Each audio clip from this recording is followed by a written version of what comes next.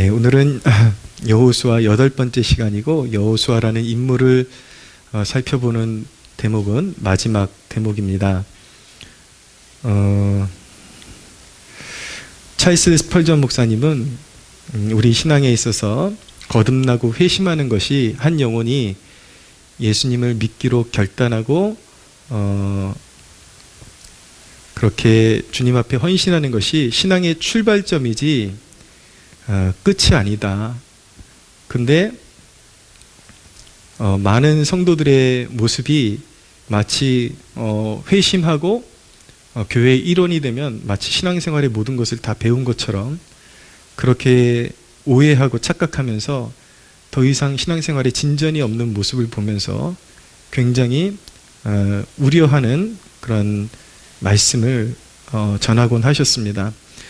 근데 이 스펄전 목사님은 이 가나안 정복의 이 대목, 이 여호수아의 이 가나안 정복의 대목이 우리가 신학적으로 설명할 때 그것은 우리 성도들이 이제 요단강 건너서 하나님 나라에 들어가는 것이다. 그래서 저 천상의 세계의 그런 모본으로 이렇게 그려지기도 하지만 스펄전 목사님은 가나안 정복은 이제 예수님을 구주로 영접한 성도들이 성화의 과제, 거룩함에 이르고 하나님께서 명령하신 그런 우리 삶의 그런 산지들을 차지해야 되는 그런 성화의 그런 과정을 묘사한 것이다 라고 그렇게 말씀을 전했습니다.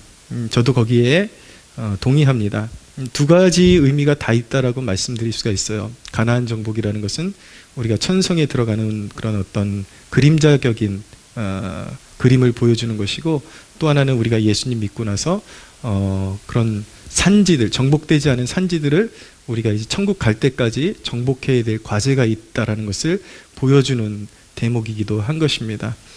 그런데 오늘날 우리 세대를 보면 이 영적인 가나안 족속에게, 세상 족속에게 세상 문화와 세상 쾌락과 그리고 사단의 그런 도구가 되는 그런 시스템 가운데 마치 숨통과 정신을 빼앗기고 사는 그런 이 세대의 모습을 발견하게 됩니다.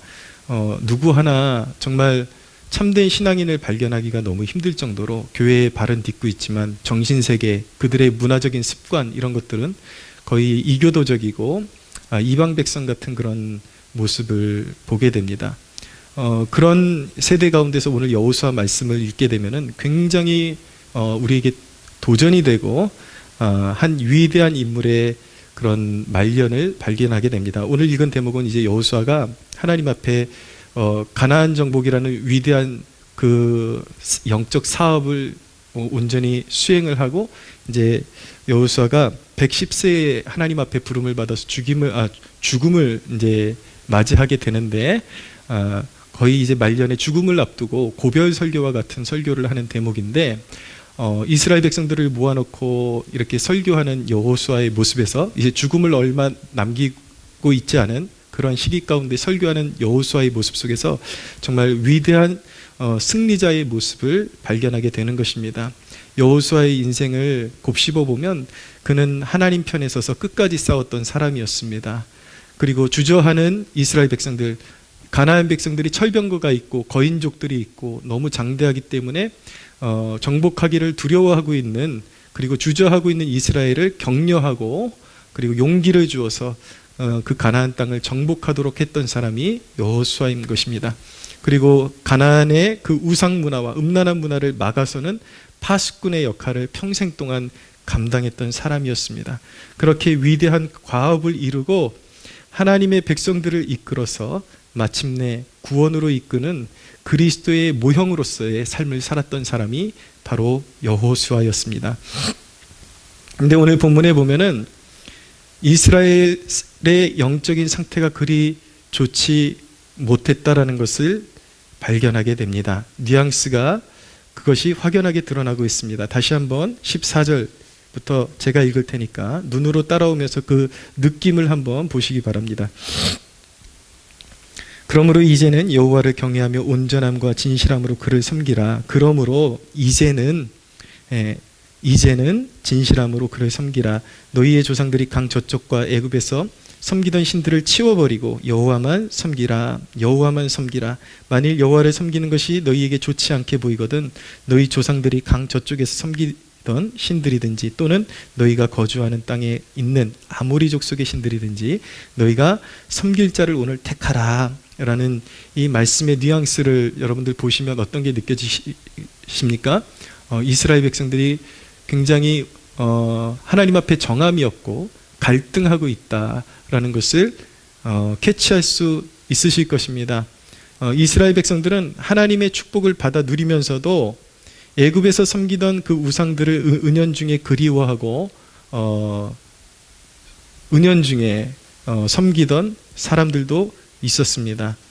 그리고 이 가나안의 그 풍요를 허락하신 분이 젖과 꿀이 흐르는 땅이라고 하는데 이 가나안에 집어 넣어주신 분이 누구십니까? 이 풍요의 근원은 여호와 하나님이신데 이 풍요의 근원을 잃어버리고 가나안 족속이 섬기던 풍요의 신을 품고 살아가는 풍습이 이미 이스라엘 백성들 안에서 내면적으로 퍼져가고 있었습니다. 그래서 바알과 아세라가 이제 가나안의 그런 대표적인 신들인데 이 신들의 한결같은 그 의미가 무엇이냐면 다산의 신, 풍요의 신 이런 의미를 가지고 있습니다. 그래서 그 축복을 주신 분은 하나님이신데 어느새 그 축복의 근원을 잃어버리고 음란한 마음으로 바알과 아세라에게 마음을 뺏기고 있는 이스라엘 백성들의 모습이 만연하게 이미 여호수아의 눈에 보여졌던 것입니다. 사랑하는 여러분, 여러분들의 눈에 보이는 풍요가 여러분들이 구원받은 증거라고 믿지는 마십시오. 우리의 삶 가운데 우리가 많은 것을 소유하고 누리는 것이 내가 곧 하나님께 사랑받은 증거요 구원받은 증거라고 자부하지는 마십시오. 물론 하나님께서 사랑해서 주신 것입니다. 하나님께서 축복해 주신 것은 맞습니다. 근데 구원의 증거는 내가 많은 것을 누리고 있다는 것이 구원의 증거가 아니라 하나님이 주시는 그 복을 받아 먹고 회개의 열매를 맺는 자가 구원받은 자인 것입니다. 할렐루야. 네. 하나님의 축복은 우리가 이해할 수 없을 정도로 자격 없는 사람들에게 골고루 주어지는데 어떤 사람들은 그 하나님의 축복을 받아 먹고 안 좋은 그런 가시덤불과 같은 그런 열매를 내는 사람들이 있는 반면에 똑같이 하나님의 축복을 받아 누리고 그 은혜에 감사하는 마음으로 회개의 열매를 맺고 하나님이 기뻐하시는 열매를 맺는 사람들이 있는데 반드시 구원은 하나님의 축복을 받아서 그 은혜를 받아서 반드시 회개의 열매로 보답하는 그런 삶의 모습이 드러나야 그것이 진정한 하나님의 자녀의 증거임을 믿으시기를 바랍니다. 그런 상황 속에서 여호수아는 이스라엘 백성들을 권면하고 있습니다. 15절을 다시 보시면 15절 하반절에 보면은 너희가 섬길 자를 오늘 택하라 권면하고 있죠. 이스라엘 백성들에게 이미 하나님을 믿는 백성들이었죠. 근데 다시 한번 너희가 택하라 이렇게 도전하고 있습니다. 그러니까 강제적으로 어떤 하나님을 섬기게 하는 것은 쉬울 수 있어요. 무력을 동원하고. 그러나 진짜 사람의 마음을 바꿔서 하나님을 섬기게 하는 것은 결코 쉬운 일이 아니라는 것을 알게 됩니다. 그래서 진정으로 하나님을 섬기는 일은 강제로 이루어질 수 없다라는 사실을 보여주고 있는 것이죠. 이스라엘은 이제 선택을 요구받아야 할 상태에 있었음이 분명합니다. 오늘날의 배경으로 표현을 하면 이스라엘 백성들은 문화적으로는 크리스천이었습니다. 그들은 신앙생활 하는 사람이었습니다. 하나님을 섬기는 가정이었고 교회 생활하는 사람들이었죠. 그런데 그들은 예배를 버거워하고 있었고 하나님을 섬기는 일을 짐으로 여기고 있었습니다.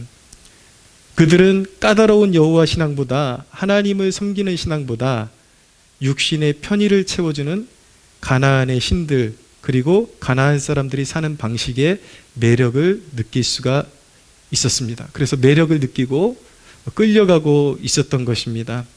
얼마나 좋습니까? 하나님은 늘 거룩하라고 우리에게 말씀하시는데 가나안의 신들은 그런 것을 요구하지 않아요. 얼마든지 문란하게 살아도 되고 내 마음의 소원대로 그냥 내 육신의 욕구대로 살아도 얼마든지 비나이다 하고 내 욕구대로 활용할 수 있는 신이 가나안 신이었기 때문에 이스라엘 백성들에게는 까다롭게 제사를 드리고 거룩해야 되고 그렇게 섬겨야 하는 여호와 신앙보다 그 가나안 백성들의 신들을 섬기는 것이 더 편하게 느껴지고 매력적으로 느껴졌던 것입니다. 여러분, 우리가 예수님과 영적인 관계를 진하게 우리가 그것을 연합이라 그러는데 예수님과 관계를 온전한 관계를 맺는 것을 연합이라 그러는데 주님과의 그런 올바른 관계를 맺지 않고 어떤 사람의 권면에 마지못해서 실천하는 신앙은 늘 갈등하는 신앙이 될 수밖에 없습니다. 예수님이 여러분의 뼈가 되고 살이 되지 않으면 생수가 공급되는 통로가 죄다 짐이 될 수밖에 없는 것입니다. 하루하루 살아가면서 기도하고 말씀 읽고 전도하고 그리고 이렇게 또 수요일날 바빠 죽겠는데 이렇게 또 기도하러 나오라 그러고 이런 모든 것이 하나의 그냥 권면에 마지못해서 실천하는 그런 실천이 된다면 하나하나가 다 짐이 돼버리고 사실은 이 모든 것들을 통해서 그리스도와 연합하는 그것이 은총의 수단이고 그런 것들을 활용할 때에 거기서 생수가 흘러서 우리의 목마른 마음을 적시고 영혼을 적시고 살아나게 하는 건데 그거를 알지 못하고 그냥 방법적으로 그리고 크리스천은 이렇게 사는 존재야 라는 그런 어떤 권면에 못 이겨가지고 이제 그것을 해내야 되고 하는 척 해야 되니까 그거 하나하나 할 때마다 스트레스가 되고 너무나도 버거운 일이 되어버리는 것입니다. 그런데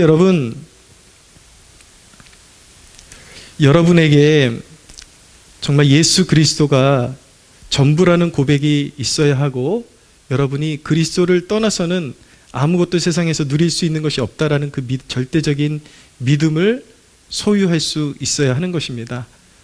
예수님 없이는 아무것도 나는 아닌 존재고 살 수 없다라는 그 고백 가운데 가야 예수님을 절박한 마음으로 찾게 되고 여러분들이 짐으로 여겼던 아까 말씀드렸던 말씀 읽고 기도하고 또 수요 기도에 나오고 틈틈이 주님께 더 나아가는 이 모든 것들이 짐이 아니라 그것을 통해서 나의 영적인 필요들이 콸콸 넘치도록 채워진다라는 것을 비로소 알게 되고 그 모든 것들이 짐이 아니라 우리에게 기쁨이 되고 영광스러운 것이 되는 것임을 깨닫는 축복이 있게 되기를 바랍니다. 여러분에게 그리스도가 전부가 아닌데 이제 환난의 날이 분명히 다가옵니다. 사람마다 인생의 곤고한 날이 다가옵니다. 그것이 우리가 살아가는 과정에 맞닥뜨리는 환난이 될 수도 있고 어떤 사람에게는 이 세상에서 제법 잘 나가는 것 같았는데 마지막에 이제 죽음 앞에 서야 하는 환난일 수도 있습니다. 그런데 여러분에게 예수님이 여러분들의 인생의 전부가 아니었는데 이 땅을 살아가는 동안 여러분들의 인생의 곤고한 날에 예수님이 도와주실 것이라고 믿지 마십시오. 여러분들에게 오늘 여호수아가 요구하는 것은 무엇이냐면 중간지대는 없다라고 경고를 하는 것입니다. 중간지대는 없으니까 온전히 마음을 정하고 세상을 선택하든지 이방신을 선택하든지 아니면 그리스도를 선택하든지 행동을 확고하게 하라. 중간지대는 없다. 어정쩡한 신앙생활이란 존재하지 않는다라는 것을 여호수아가 도전하고 있는 것입니다. 그래서 그런 세상과 주님 사이에 양쪽 발을 딛고 서 있는 어정이 신앙인들에게 찰스 스펄전 목사님이 어떻게 경고를 했냐면 잘 들어보십시오. 전투가 벌어지고 우리 주의 대포가 작동하기 시작할 때에 또한 적군들도 반대편에서 우리에게 대응할 때 여러분은 양쪽 모두로부터 포탄을 받아야 할 것입니다. 여기서 여러분은 누구입니까? 중간지대에 있는 사람들, 예수님 편도 아니고 세상 편도 아니고 어정쩡하게 발을 걸치고 있는 사람들을 말하는 것입니다. 이런 사람들은 영적 전쟁이 험하게 벌어질 때 양쪽 모두로부터 포탄을 받아야 할 것입니다. 그리고 그 군대가 치열한 백병전으로 맞붙어 싸우게 될 때 여러분은 양쪽 모두에 의해 짓밟히게 될 것입니다. 자는 자 중에 깨어나 수치를 당하여서 영원히 부끄러움을 당할 자도 있을 것이라고 우리는 성경에서 읽지 않습니까? 성도들이 여러분을 부끄러워할 것입니다. 여기서 성도들은 끝까지 믿음을 지켜서 승리한 성도들, 예수님 안에 거하고 예수님과 함께 승리를 쟁취한 성도들이 그 중간지대에 있는 부끄러움 당한 성도들을 부끄러움 당한 가짜 신도들을 부끄러워할 것입니다 라고 말하고 있는 것입니다. 왜냐하면 여러분이 싸움의 날에 그리스도의 편에 합류하지 않았기 때문입니다. 이렇게 스펄전 목사님 말씀하고 있습니다. 사랑하는 여러분, 이 믿음의 거장의 경고가 저와 여러분의 가슴에 새겨지는 축복이 있게 되기를 원합니다. 신앙생활에는 중간지대가 없습니다. 태도를 똑바로 해야 됩니다. 발을 한쪽으로 어정쩡하게 걸치고 있다가 이쪽에 마귀의 세력도 여러분들을 도와주지 않고 예수님도 여러분들을 몰라라 할 수 있다는 사실을 꼭 기억하셔야만 하는 것입니다. 어떤 손해를 감수하고라도 서래도 예수님 편에 서기로 결단하고 예수님과 연합하여 예수님을 떠나서는 내 인생의 어떤 기회도 생명도 승리도 없다라는 그 각오를 가지고 예수님 편에 설 때에 인생의 궁극적인 혼란이 올 때에 우리 주 되시는 예수 그리스도께서 그 강한 팔로 우리를 붙들어 주심을 믿으시기를 바랍니다. 예수 그리스도를 앞세워 가나안 족속을 몰아내십시오. 여러분들의 인생 가운데 남아있는 가나안 족속들이 있습니다. 여러분들의 그 성품에 남아있는 가나안 족속이 있습니다. 견고한 진, 주님의 말씀에 순종하지 못하게 하는 악한 세력들이 있습니다. 여러분들의 힘으로는 이길 수 없습니다. 예수님을 앞세워서 그런 것들과 타협하지 말고 몰아세우는 승리를 쟁취하는 여러분들 되시기를 바랍니다. 비록 적들이 철병거가 있다 할지라도 예수 그리스도를 앞세워서 나아가면 반드시 이기고 승리할 것이고 결국은 영적인 자유를 얻을 것임을 믿으시기를 바랍니다. 사랑하는 여러분, 이런 여호수아의 권고만 받고 오늘 말씀을 듣는 것을 끝내서는 안 됩니다. 여기 위대한 결단이 있음을 우리가 눈여겨보고 말씀을 우리가 정리를 해야 됩니다. 15절을 다시 한번 보십시오. 끝에 보면 여호수아가 무엇이라고 이스라엘 백성들 앞에서 고백하고 있습니까? 오직 나와 내 집은 여호와를 섬기겠노라. 할렐루야. 오직 나와 내 집은 여호와를 섬기겠노라. 얼마나 위대한 선언이고 결단입니까? 사랑하는 여러분, 교회가 점점 비어가고 있습니다. 우리 아이들, 학생들 할 것 없이 지금 아직까지도 그 선대 목사님 복음의 열정으로 불태워서 잘 교회를 세우는 그런 몇몇 교회를 빼놓고는 지금 한국 교회의 실정이 계속 이렇게 하향세로 흘러가고 있습니다. 여러분들은 한국 교회가 어디까지 텅 비어질 수 있다라고 생각하십니까? 여러분, 우리가 생각하는 것보다 더 처참하게 빌 수 있다라는 마음의 각오를 해야 합니다. 하나님은 이 세대로 하여금 유혹을 허락하시고 환난을 의도적으로 허락하셔서 끝까지 털어보실 것입니다.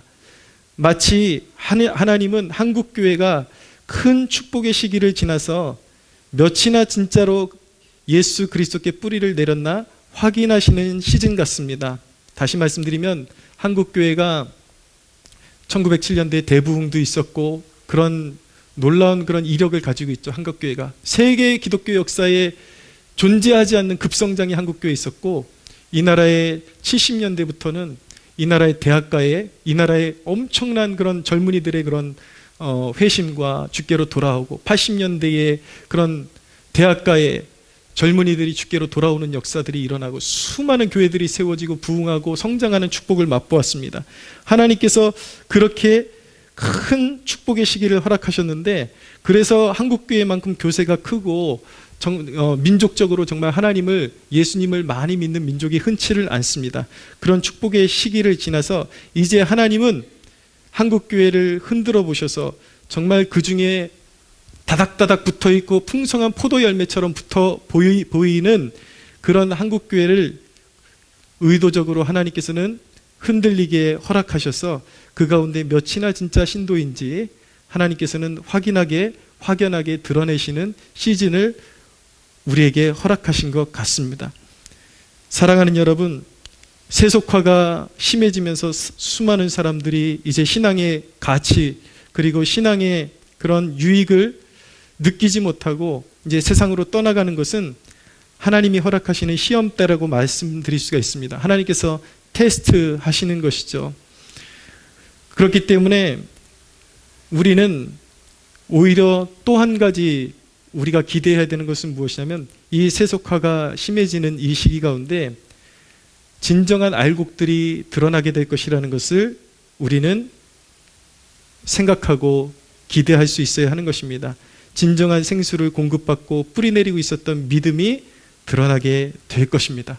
하나님은 오늘날 이 세대 가운데서 그런 믿음을 찾기를 원하시고, 그런 믿음의 소유자들을 통해서 결국적으로 영광 받으신다라는 사실을 믿으시기를 바랍니다. 사랑하는 여러분, 시대가 변했다라고 말하지 마십시오. 엉터리로 믿는 그 핑계를 시대가 변했기 때문에 교회에 그냥 발만 담그면 되지 그 이상의 무슨 헌신이 필요하냐고 스스로를 위로하지 마십시오. 오늘날의 신앙인들의 모습을 보면은 마치 이런 태도로 믿는 것 같습니다. 남이 지켜야 하는 것은 극보수적으로 자기가 가치관을 지키고, 내가 지켜야 하는 것은 갑자기 자유주의자들로 변하는 그런 사람들이 얼마나 넘쳐나는지 몰라요. 쉬운 말로 말씀드리면 남이 지켜야 하는 것, 그러니까 사회를 향해서 동성애하지 말아야 된다, 동성애자들은 하나님 앞에 죄를 짓는 것이다, 이런 거 할 때는 다 보수주의자예요. 올바른 신앙을 갖고 있는 것 같아요. 그런데 주일 성수를 철저히 해야 된다, 하나님 앞에 11조도 드리고 교회도 섬길 줄 알아야 된다, 이런 메시지를 전하면 그때부터는 아무개 목사님은 그렇게 말하지 않던데요, 이제는 주일 성수가 그렇게 절대적인 게 아니라고 하던데요, 이제는 11조가 그렇게 절대적인 게 아니라고 하던데요, 그러면서 자기가 할 수 있는 부분에 대해서, 남이 해야 되는 부분에 대해서는 정말 보수적인 그리스도인으로 그렇게 변장을 했다가, 자기 자신에게 헌신이 요구되는 그 부분에 있어서는 말갛게 신앙을 그냥 거부해버리고, 마치 하나님을 믿지 않는, 그 마음속에 하나님도 없는 자유주의자들처럼 그렇게 변질되고 타락한 태도로 예수 믿는 사람이 얼마나 많습니까? 사랑하는 여러분, 시대가 변했다라고 핑계대는 것이 그리스도의 심판대 앞에서 변명이 통할 것이라고 믿지 마시기 바랍니다. 할렐루야. 사랑하는 여러분, 마지막까지 서 있는 믿음의 용사가 되실 수 있겠습니까? 오늘 말씀이 그것을 요구하고 있는 것입니다. 여호수아를 보십시오. 얼마나 위대합니까? 이스라엘 백성들이 다 돌아서도 나와 내 집만큼은 여호와를 섬기겠노라 끝까지 고백하는 이 믿음이 얼마나 위대합니까? 여러분, 인생의 진정한 성공은 하나님의 교회를 위해서 헌신하고 끝까지 믿음이 변절되지 않고 하나님의 교회의 확장과 선교의 비전을 위해서 일생을 드리고 하나님 앞에 썩어지는 미랄로서 자신의 인생을 드리고 끝까지 변절되지 않는 그런 믿음의 소유자가 성공한 인생을 믿으시기를 바랍니다. 사랑하는 여러분, 여러분들도 여호수아와 같은 축복을 구하십시오. 마지막까지 변질되지 않는 믿음의 소유자가 되게 해주십시오. 하나님, 내 힘으로는 할 수 없으니 내게 성령을 끊임없이 부어주셔서 마지막까지 달려갈 수 있는 힘을 공급하여 주시옵소서. 사랑하는 여러분, 형식만 지키는 크리스천에서 벗어나십시오. 여러분이 정말 그리스도가 전부라고 생각하고 믿는 순간 여러분들은 예수님으로 충만해지기 위해서 더 많은 수고를 아끼지 않게 될 것입니다. 아까 말씀드렸지만 여러분들이 말씀 읽고 기도하고 수요 중보 모임에 나오고 이런 것이 짐이 아니라 예수님이 정말 여러분들의 전부라고 고백이 되고 예수님으로 말미암는 그 구원의 기쁨을 여러분들이 정말 체험하게 될 때, 그때부터는 더 헌신하는 모습, 더 주님 앞에 시간을 드리는 모습, 더 오래 기도하는 모습, 그런 것이 여러분들의 짐이 아니라 그런 것들로 통해서 세상을 이기고 내가 세상에 떠내려가지 않고 보호를 받고 생수를 공급하고 영적인 기쁨을 누리게 된다는 것을 여러분들은 깨닫는 축복을 누리게 될 것입니다. 사랑하는 여러분, 말씀을 정리합니다. 여러분, 여호수아와 같이 그렇게 끝까지 믿음을 지키고 하나님 앞에 온전히 여러분들의 삶을 올려드릴 때에 여러분들의 인격과 발자취에 그리스도의 향기가 가득하게 될 것임을 믿으시기를 바랍니다. 여러분들의 모든 발걸음마다 여러분들의 성품과 여러분들의 가정과 여러분들의 일터와 여러분들의 모든 지경에 여러분들의 온전한 믿음으로 말미암아 그리스도의 향기가 흘러넘치는 축복이 있게 되기를 예수님의 이름으로 소원합니다. 우리 하나님께 영광의 박수 올려드리겠습니다.